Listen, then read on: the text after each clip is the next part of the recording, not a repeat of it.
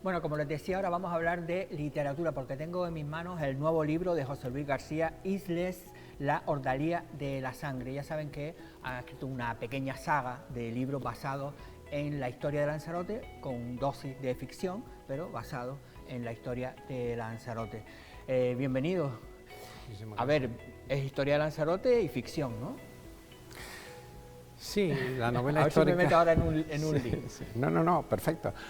La novela histórica es una mezcla de historia y de literatura, ¿no? La literatura histórica, básicamente, si fuéramos a una fórmula casi matemática, sería decir que es una mezcla de imaginación más documentación, y de documentación histórica. Es decir, que la novela histórica es literatura, por supuesto, por lo tanto es ficción, pero siempre está constreñida, siempre está de la mano de la historia, y por lo tanto,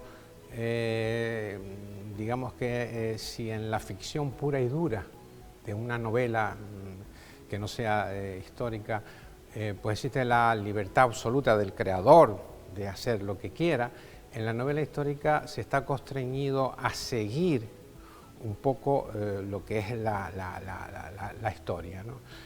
Yo pongo el ejemplo de que en una novela cualquiera, o en una novela no histórica, yo puedo matar a los personajes cuando quiero, o los puedo hacer revivir incluso, ¿no? Porque existe una absoluta libertad de creación, mientras que en la novela histórica yo no puedo, en este caso, por ejemplo, que trato sobre la conquista de Gadifer de la Salle y Jean de Bettencourt, yo en la novela no puedo matar a Jean de Bettencourt cuando quiera. Si se murió a los 80 años, no lo puedes matar a los 40. Efectivamente. Entonces hay que seguir esa línea histórica, que quizás es lo más complicado, ¿no? Porque claro, una novela evidentemente tiene una trama, pero claro, no vas a decir, pues cuento la vida de Gadifer de la Salle, pues para eso no me hagas una novela, ¿no?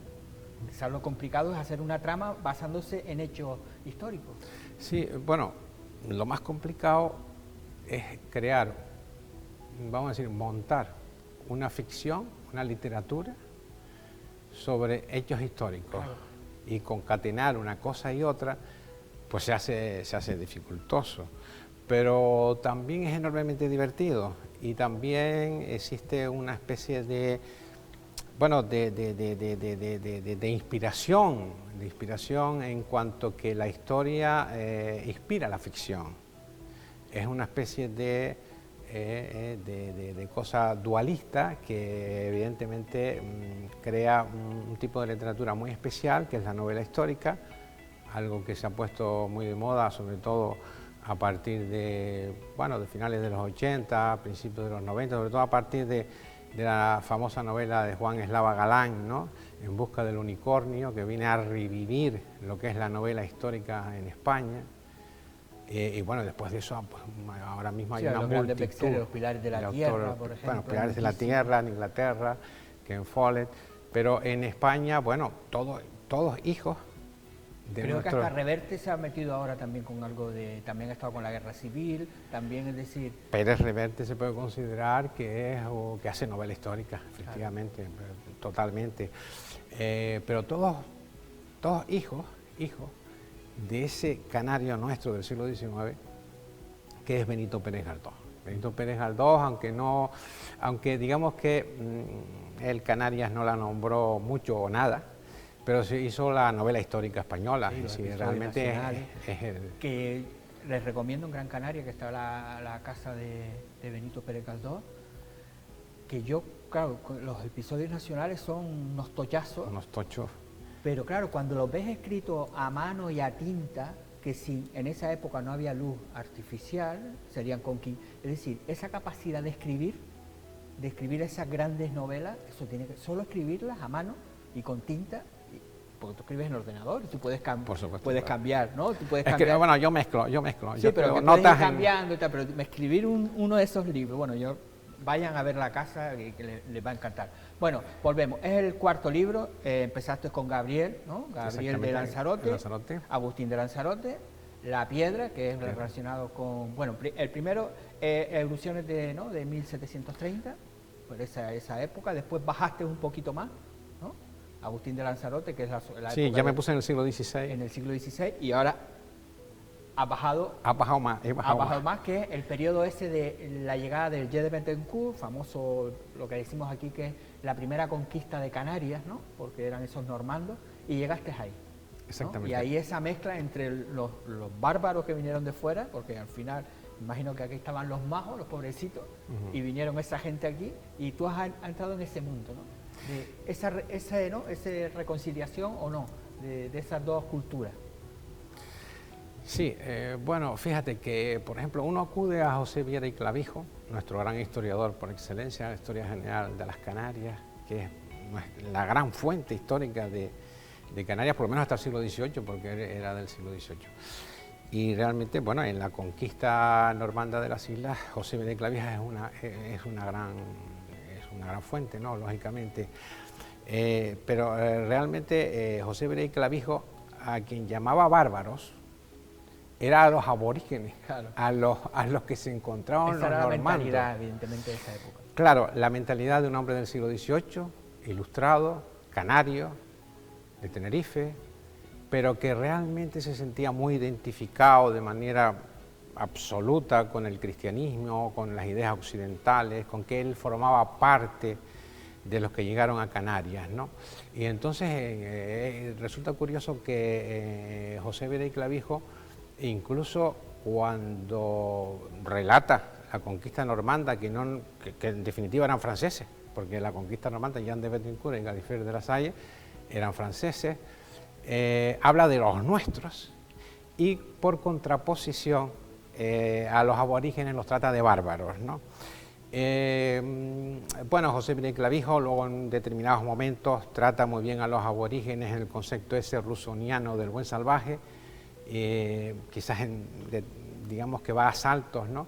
Pero realmente yo leyendo a José Viera y Clavijo casi denoto cuál es el origen de ese complejo que tenemos los canarios, porque los canarios no somos los conquistadores que llegaron en 1402 franceses o los conquistadores que llegaron después castellanos, sino que los canarios somos una mezcla, un mestizaje, y que realmente resulta curioso que muchas veces decimos, bueno, nosotros de los guanches no tenemos nada. Bueno, nosotros pertenecemos a una cultura occidental que efectivamente nació con esta conquista normanda en 1402, pero que realmente, incluso genéticamente, tenemos un porcentaje altísimo.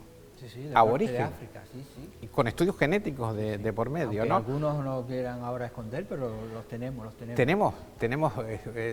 Formamos parte de esa herencia genética y espiritual de los aborígenes, puesto que los canarios somos diferentes al resto de los españoles, de la comunidad de la que formamos parte de manera absolutamente orgullosa, pero tenemos nuestras características. Vale. Y ahí, cuéntanos un poco en cómo es la historia esa de ese reencuentro, qué personajes aparecen, cómo... Bueno, yo en la novela lo que hago en los primeros capítulos trato el mundo prehispánico, el mundo anterior a la llegada de los normandos, un mundo prehispánico que ya desde el siglo XIV, desde mediados del siglo XIV, 1300 y pico, ya empieza a ser invadido y saqueado por los europeos, también por los africanos en parte, pero hay auténticas racias, ¿no? Donde cogen a numerosos aborígenes y se los llevan de esclavos y los venden, en fin, en Sevilla, en Valencia, en Mallorca. Los italianos también hicieron sus cositas en las islas, ¿no? No nos olvidemos que Lancelot de Malosello, de principios del siglo XIV, que visitó las islas, era italiano, ¿no? En fin, lo que quiero decir es que ese reencuentro con Gadifer de la Salle y Jan de Betancourt en 1402 ya tenía sus antecedentes de saqueo, o sea, realmente el aborigen lanzaroteño... Ya no lo veíamos como... Ya estábamos desconfiados, ya estábamos desconfiados. Pero es decir, que ya en la primera parte ya aparecen protagonistas majos de Lanzarote, ¿no? ¿Perdón? Que aparecen ya los primeros protagonistas que son los majos de Lanzarote. Efectivamente, los majos de Lanzarote, cuando se encuentran que en 1402 llegan estos señores, estos señores normandos, bueno, aunque Gadifer de la Salle en realidad no era normando, era poitevino. En realidad los barcos, en aquella época, en la Edad Media, porque todavía estamos en la Edad Media, Europa era una mezcolanza, no es la que tenemos ahora. No es la que tenemos ahora, es decir, incluso las operaciones bélicas eran una mezcla de castellanos, flamencos, alemanes, portugueses, es decir, los barcos de conquista también eran pues una mezcla absoluta de gente. No es el concepto de nación que tenemos ahora, efectivamente. ¿no? De España, Portugal, no. Sí, era más Europa. No era España. No era España en absoluto. Los normandos llegan aquí, vamos a decir así, y se encuentran con una sociedad pues prehistórica, una sociedad prehistórica en el sentido de que si la historia escrita comienza con ellos, porque realmente comienza con ellos, comienza con Le Canarien, que es lo que hacen los franciscanos que vienen con Jean de Bettencourt y Gadifer de la Salle, Le Bontier y Le Verrier, son los que supuestamente hacen Le Canarien. Si quieres explico lo de supuestamente. Le Canarien, que es la primera crónica que existe sobre Canarias y sobre la conquista. Bueno, entonces en esa primera parte nos pones un poco en el contexto en el que se vivía aquí, ¿no? Y a partir de ahí la llegada al sur de Lanzarote, por la playa de Papagayo. Qué curioso, ¿no? Llegaron por ahí, que tú eres del sur también. Sí. Llegaron por ahí por Papagayo, que ahora están haciendo excavaciones muy importantes además, que se han encontrado cerca de los pozos del Rubicón, que los pozos los hicieron pero ya ahí habían charcas de agua que utilizaban los aborígenes. Y a partir de ahí empieza también, ¿no? Otra parte. Empieza todo. Efectivamente, los normandos, Jean de Bettencourt y Gadifer de la Salle, curiosamente dan la vuelta a la isla porque en principio fondean en La Graciosa y desembarcan en Rubicón. Quizás yo en la novela pongo como una cuestión de costa más agradable, sí, unas playas además paradisíacas. Y a lo mejor vieron la zona esa del Risco más agresiva, ¿no? Más difícil. Sí, a ver si no van a tirar piedras. Sí, a ver si no van a tirar piedras y además una costa pues más complicada. Sí. Ya sabemos que la diferencia entre el mar del norte... La zona esa está más protegida por los vientos. Efectivamente. Y bueno, pues también yo pongo en la novela un hecho filológico, ¿no?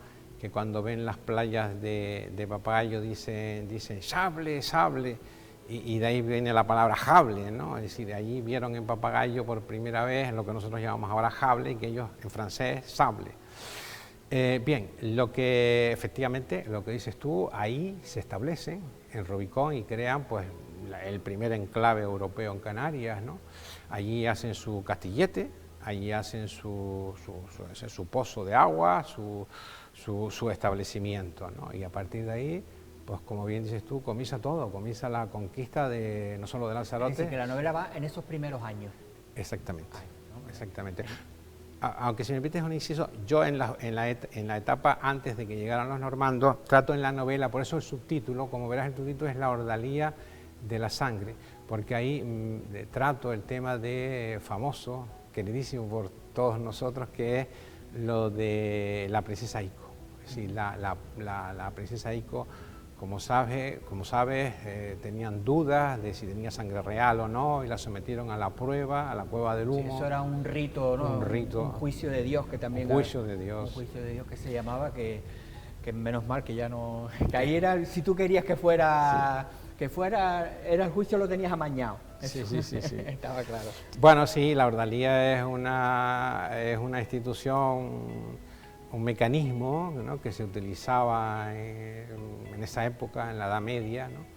Para, en base a determinados mecanismos rituales, establecer si Dios te daba la razón o no. Si en Europa pues era la cuestión de una lucha, de un enfrentamiento entre dos guerreros y el que ganaba es que tenía a favor suyo la voluntad de Dios.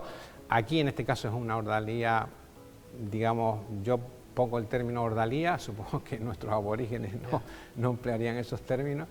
La ordalía de la sangre haciendo alusión precisamente a que se hizo esa prueba, ese juicio de Dios a la princesa Ico para determinar si efectivamente era digna, podía ser digna sucesora de su padre Sosama, ¿no? Que era el rey de Lanzarote cuando llegó Gadifer de la Salle y Jean de Bettencourt. Que yo te preguntaba antes de entrar, porque eres abogado, digo, ya no sé si eres más escritor que abogado, porque primero, las horas que estás dedicando a esto son unas cuantas, Sí.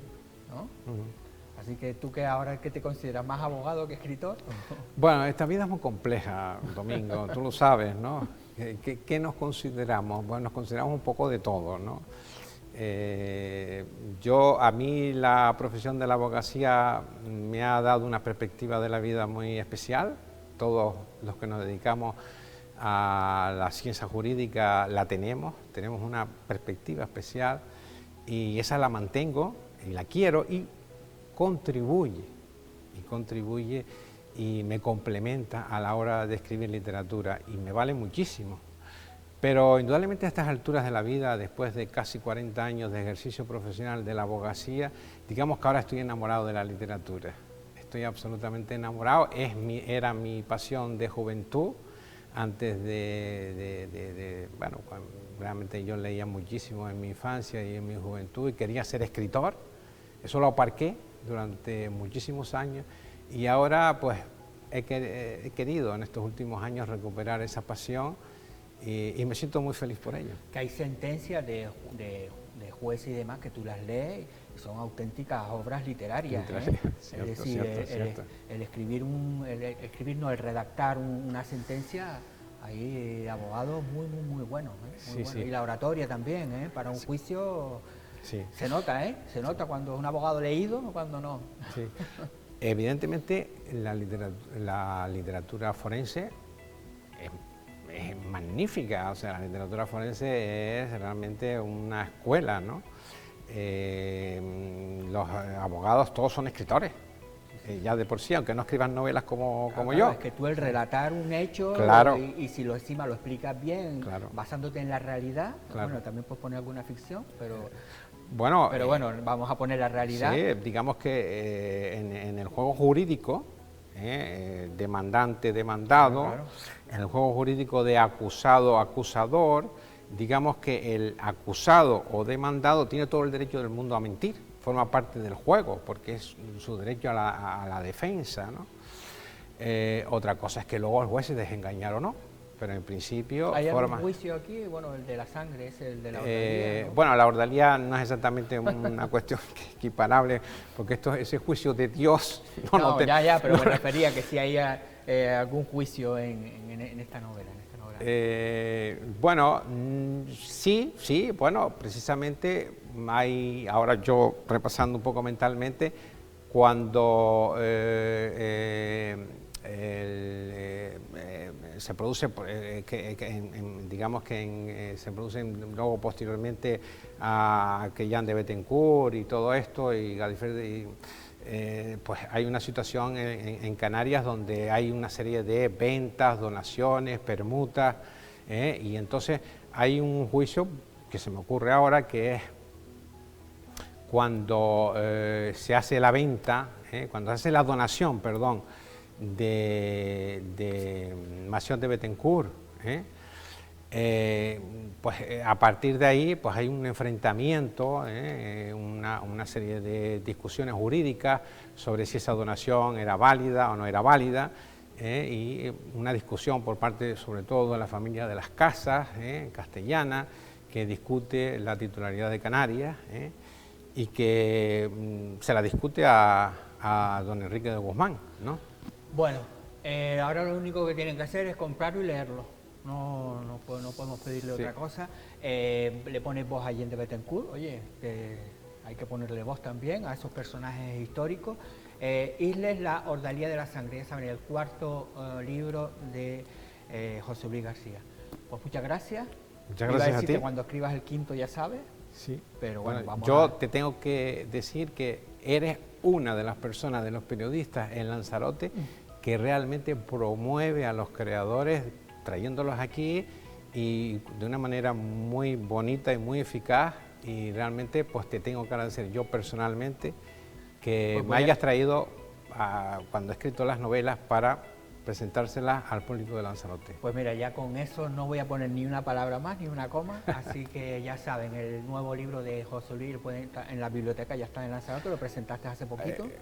No, lo voy a presentar, perdón, lo voy a presentar el viernes Es verdad. 28 Es en el verdad. Teatro de Teguise Menos mal. a las 7:30 de la Que tarde. está José Juan Romero, ¿no? Está José Juan Romero, está Esaú Pérez, Ajá. donde vamos a intentar crear una especie de tertulia literaria después de, digamos, del típico discursito de A ver, presentación. entonces este viernes, Este viernes 28, sí, a las...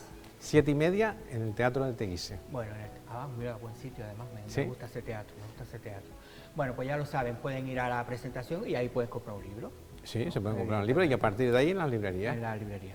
Pues muchas gracias y A a ti. todos ustedes también gracias por estar un día más con todos nosotros, pero eso sí, les esperamos mañana para seguir contándoles nuevas historias.